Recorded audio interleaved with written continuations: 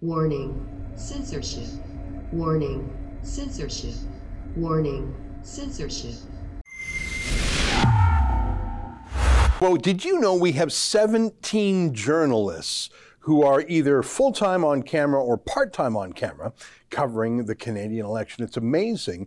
And one of our rising stars is Alexa Lavoie from Quebec. She speaks English and French and does her videos twice, once in each language.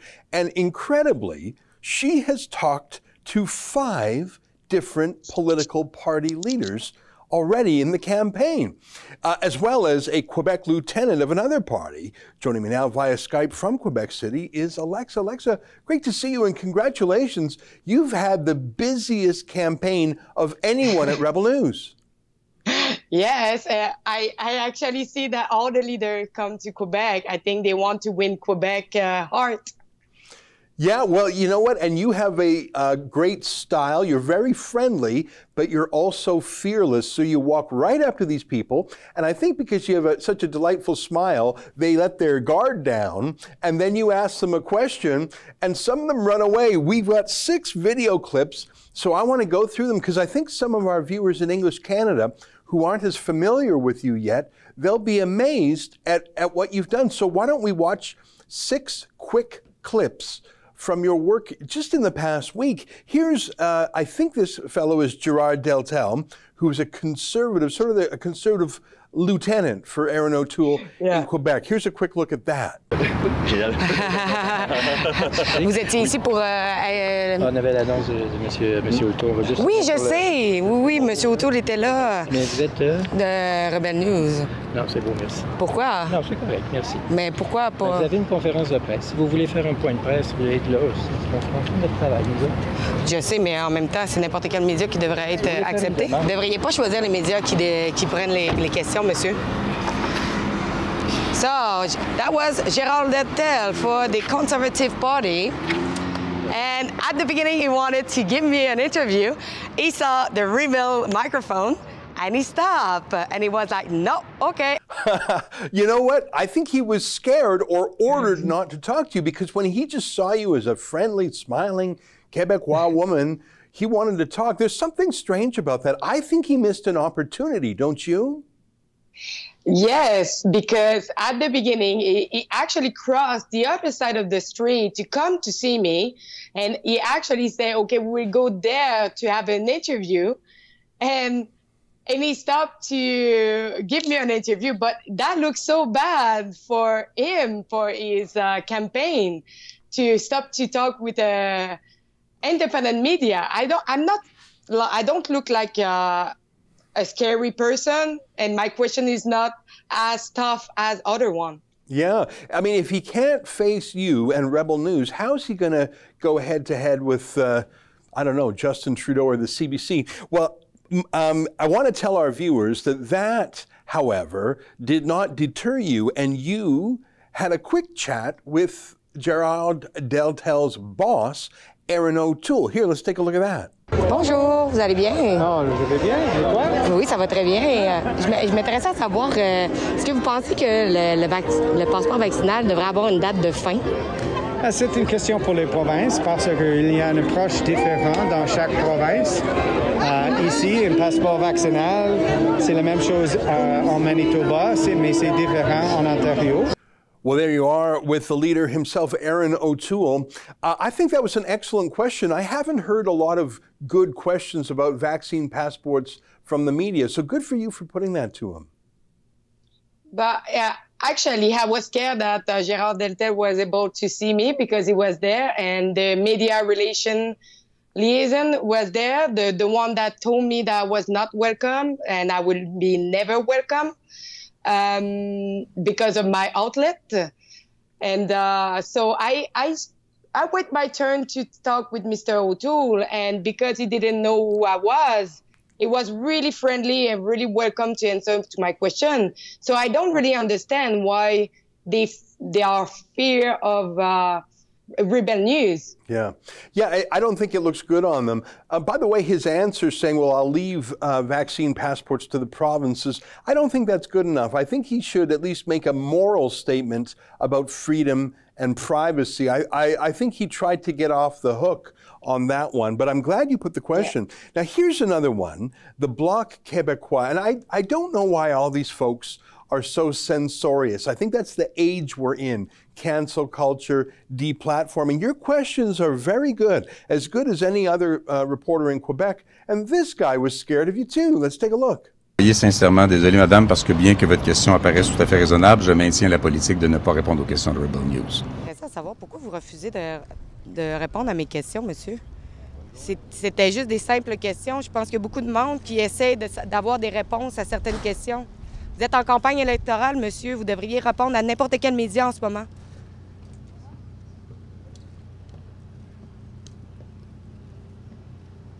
I don't get it. That's another proof. You saw? Like,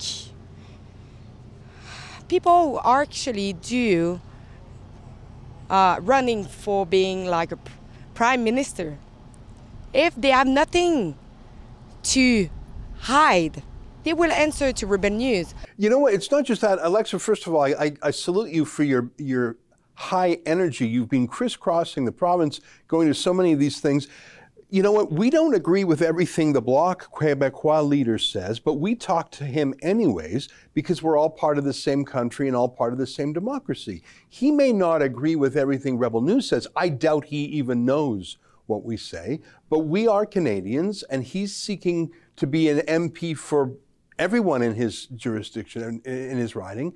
I think he ought to talk to people, even those he disagrees with. I think it's undemocratic for him to say, I'm not going to talk to you because I don't like who you are.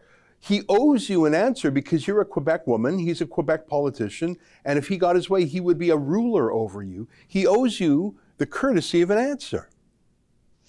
But not only that, yes, he owed me an answer because I'm from the same province and he represented Quebec all around Canada, but as well because I'm a media and I'm independent, so I have the voice of every other citizen who have the same question than us, who wants answer.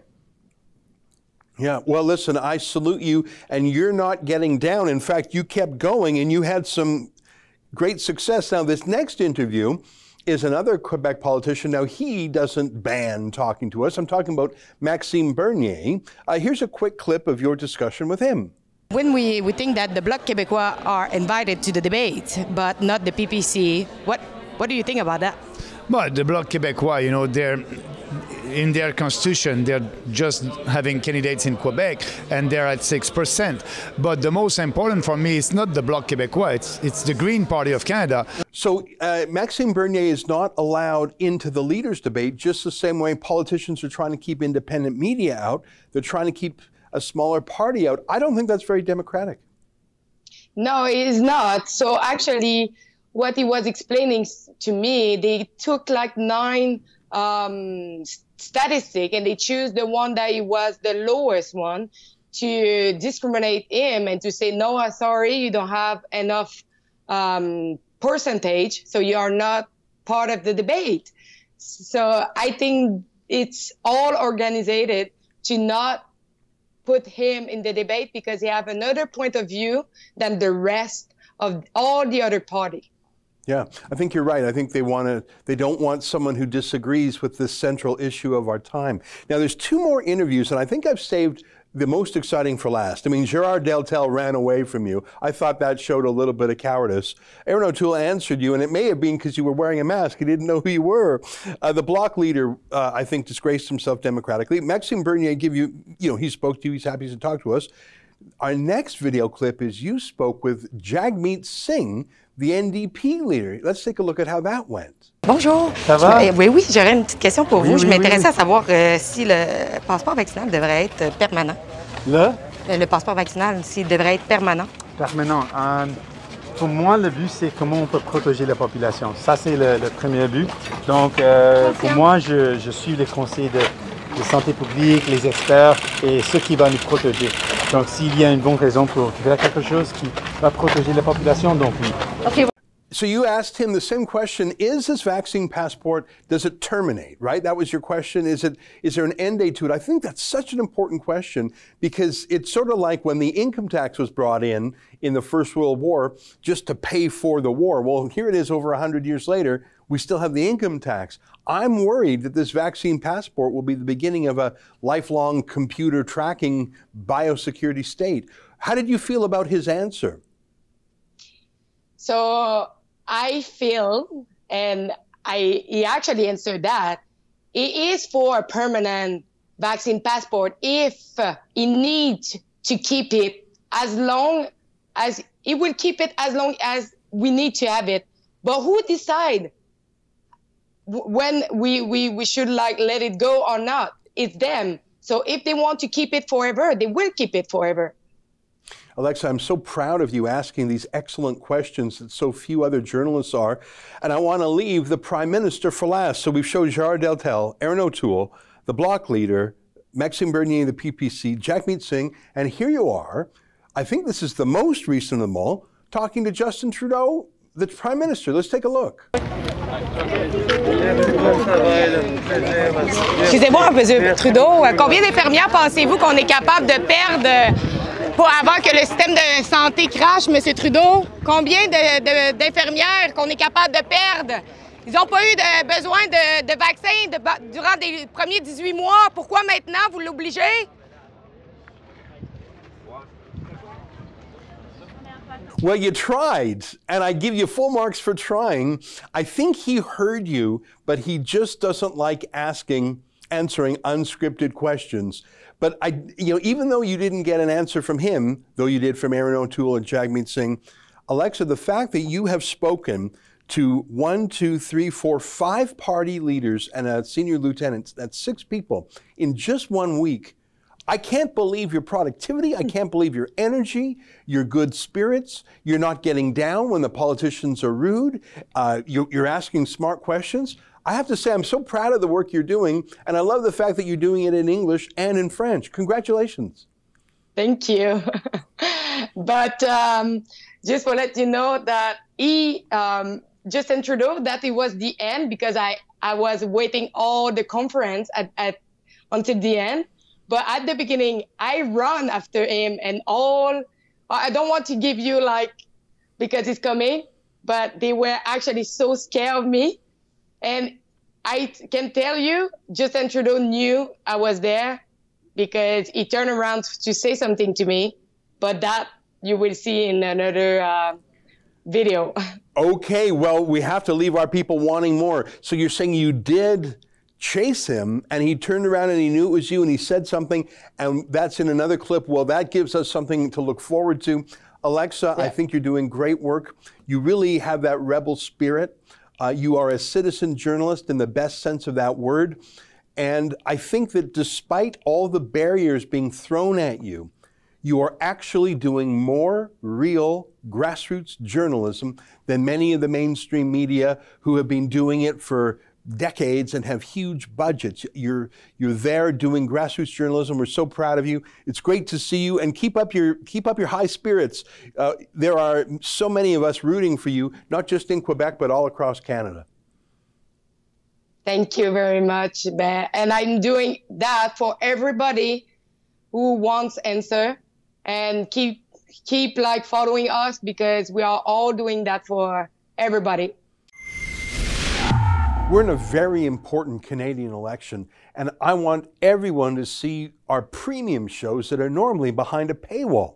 So during the election, anyone can get free access to our special premium shows, my nightly show, a weekly show by Sheila Gunn Reid and David Menzies and Andrew Chapados, by going to rebelnewsplus.com and using the promo code ELECTION, and you'll see the good stuff for free. Go to rebelnewsplus.com and use promo code ELECTION.